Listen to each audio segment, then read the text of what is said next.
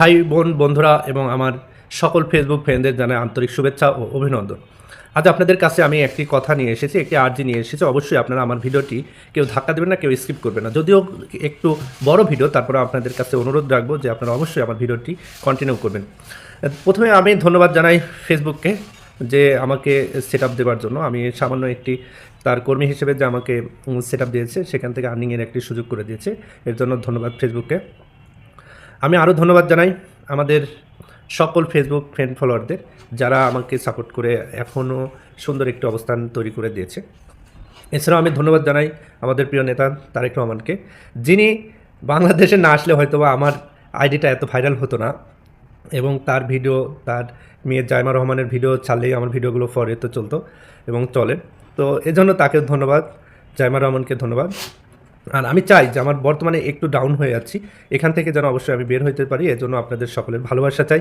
এবং আমার যত ফ্যান ফলোয়ার আমাকে প্রশ্ন করে, ভাই আপনি তো দীর্ঘদিন দেখছি যে তারেক রহমানকে নিয়ে ভিডিও করলে, জাইমা রহমানকে নিয়ে ভিডিও করলে ভিডিওগুলো ভাইরাল হচ্ছিল, তো আবার আপনি সেইটা কন্টিনিউ করেন। হ্যাঁ, আমি এটা আবার কন্টিনিউ করবো, এর জন্য আমি কাজ করছি এবং সময় সাপেক্ষ আমি সেগুলো ধীরে ধীরে পোস্ট করার চেষ্টা করছি। তো এজন্যই আমি আজকে আপনাদের কাছে এসেছি যে আপনারা একটু আমাকে ভালোবাসা দিয়ে আমার ভিডিওগুলো আবার ফরিতে নেওয়ার চেষ্টা করুন। কারণ আমি জানি যে এই প্ল্যাটফর্মে আসলে আপনারা ছাড়া কিন্তু ফরিতে নেওয়ার মতো কেউ নয়। আর ফেসবুক অ্যালগোরিদম সেই একমাত্র পারে যে আমাদের ভিডিওগুলো সকলের কাছে পৌঁছে দিতে।